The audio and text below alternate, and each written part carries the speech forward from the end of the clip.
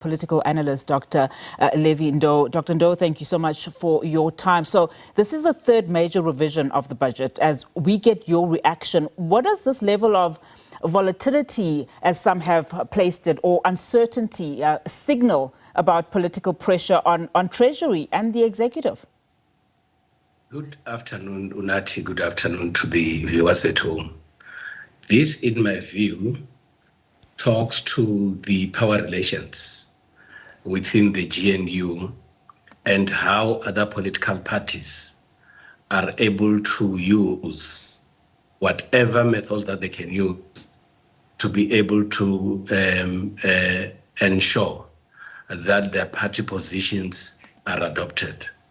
It also talks to some level of instability within the GNU, because these are political partners who sat down and said, we are going to form government, and therefore we need to sit down and take decisions as government, which we must go and present out there. But unfortunately, you have a situation where some members of the GNU would not be able to convince others in government, but therefore they opt to go and defy the very same decisions in which they are part of.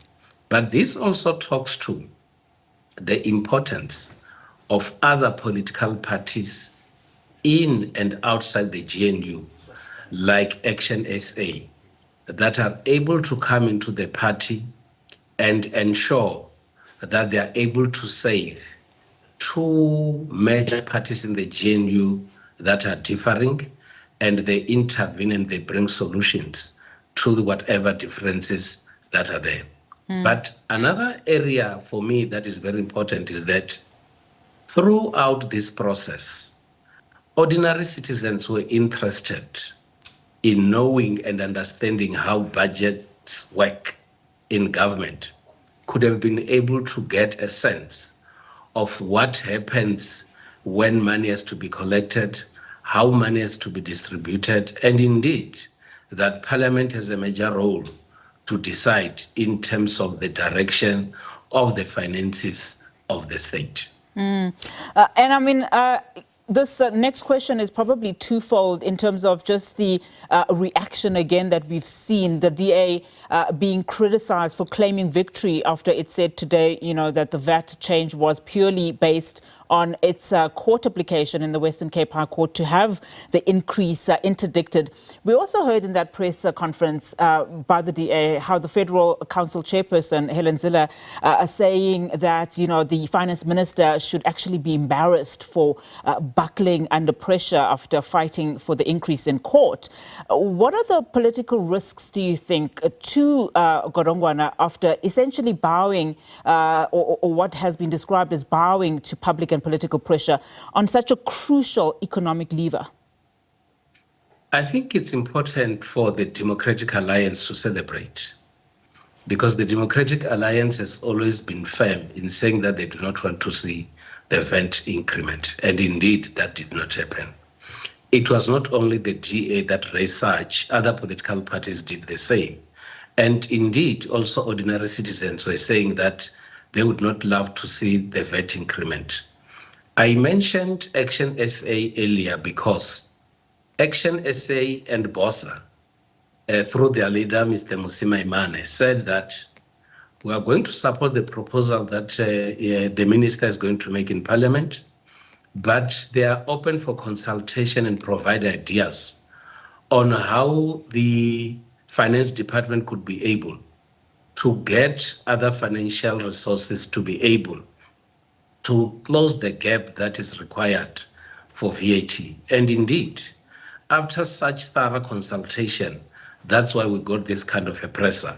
Of course, you should expect statements that will come from the DA that will talk about the removal of the Finance Minister, because it is in the nature of politicians that when they see a mistake or a loophole from a member of the opposing party, they would always want to see the head of that person.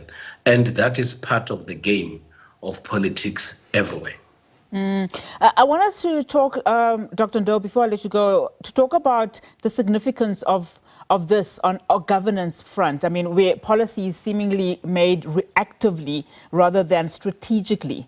What does this tell us? It tells us a lot. Firstly, it tells us that what we have in the Constitution, which talks about openness, transparency, and consultation, it's what our executive, indeed those that are in government, should do on a regular basis. The product of today's press that had many political parties has been on the basis of a lot of consultation amongst political parties. And my view is that political parties should have learned a lot in this exercise, because the emphasis from the different political parties is that we have had sufficient time to consult as different political parties until we reach this kind of an agreement. That is exactly what you expect from parties that are working together. But another lesson would be that even though you are working together, whether in a coalition, whether in something that we'll refer to as the government of national unity, you need to be very careful about your partners in government, because some would come with different motives. Some would ensure that whatever decisions that you agree upon in government circles, they can still use that against you. And that is what exactly happened in this case. Dr. Ndou, thank you so much for your time. Really do appreciate your analysis, political analyst Dr. Levy Ndou there for us.